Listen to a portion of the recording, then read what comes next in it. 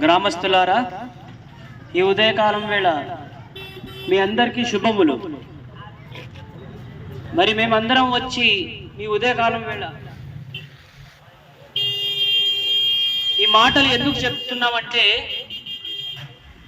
మనిషి యొక్క జీవితం చాలా చిన్నది. ఎందుకంటే మనిషి మరణించక ముందే తెలుసుకోవాల్సిన విషయాలు మరి కొన్ని ఉన్నాయి.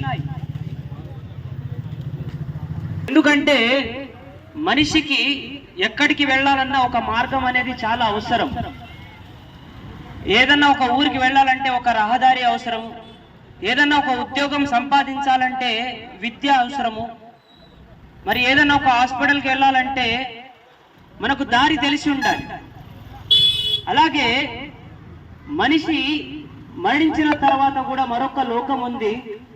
మరి ఆ లోకానికి వెళ్ళాలంటే ఒక మార్గం ఉంది. ఆ మార్గాన్ని మనిషి మరణించక ముందే తెలుసుకోవాలి.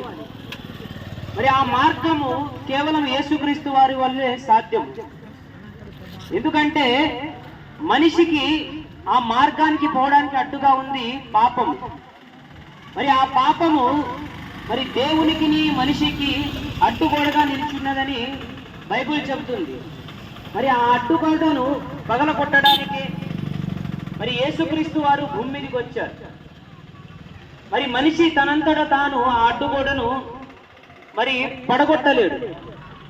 అందుకే మరి యేసుక్రీస్తు వారు ఒక మార్గంగా భూమి మీద నిలిచారు. మరి దేవుడు మరి 2026 సంవత్సరాల క్రితము మరి ఆయనే తన సొంత కుమారుడిని మరి భూమి మీదకి పంపించి, మనిషి మరి దేవుని ద్వారా మరి నిర్మింపబడిన మనిషి తప్పిపోతున్నాడని తెలిసి మరి ఆయన యొద్దకు చేర్చే ఒక మార్గంగా యేసుక్రీస్తు వారిని ఉంచారు. ఎందుకంటే దేవుడు మనుషులను మరి యథార్థవంతులుగా పరిశుద్ధులుగా భూమి మీద పుట్టించాడు. మనిషి తాను పెరిగే క్రమంలో మరి సమాజంలో లోకంలో పాపం ఉంది కాబట్టి మరి తాను ఎదుగుతున్నప్పుడు పాపంలోనే మనిషి జీవించాడు. మరి అబద్ధం ద్వారా, మోసం ద్వారా మరి ఇలాంటి ఎన్నో పాపాలు మనిషి మరి అంటించుకొని మరి దేవుని యొక్క రాజ్యంలో ప్రవేశింపలేకపోతున్నాడు. అందుకే మనమందరము పాపలముగా ఉన్నప్పుడే యేసుక్రీస్తు మన కొరకు మరణించాడని మరి బైబిల్ వాక్యం సెలవిస్తుంది. కాబట్టి మనం ఆలోచన చేయాలి. మరి కేవలం ఈ లోకం అంతటి వరకే మన జీవితం కాదు, కానీ మరి అటు తర్వాత మరొక లోకం ఉంది. అందుకే మరి దేవుడు మనిషికి భూమి మీద ఎన్నిటినో ఇచ్చినా మరి ఇది అంతా కేవలము నిష్ప్రయోజనం అంటున్నాడు. అందుకే ఒక ఉదాహరణ ఉంది. మరి బావిలో మనం ఒక లోతైన బావిలో పడిపోతే మనంతటా మనము మరి పైకి తేలలేము, ఎవరో ఒక సాయం కావాలి. అలాగే మనిషి కూడా మరి పాపం అనే ఊబిలో, లోతైన ఊబిలో పడిపోయాడు. ఆ ఊబి నుండి మరి బయటికి రావాలంటే యేసుక్రీస్తు వారు ఒక్కరే మార్గం అని బైబిల్ సెలవిస్తుంది. కాబట్టి ఎవరైతే యేసుక్రీస్తు వారిని మరి విశ్వసిస్తారో, ఎవరైతే నమ్ముతారో మరి వారికి మరి పరలోక రాజ్యానికి వెళ్ళడానికి అర్హత అనేది కలుగుతుంది. కాబట్టి ఉదయం వేళ ఆలోచన చేయండి.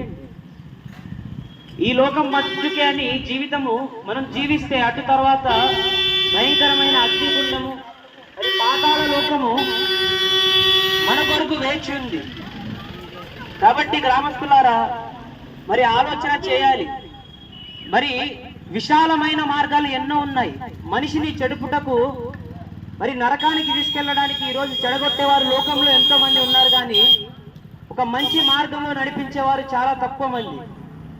కాబట్టి ఆ మంచి మార్గంలో మనం వెళ్ళాలంటే దాని కొరకు ఆలోచన చేయాలి. మన మనసును మార్చుకోవాలి.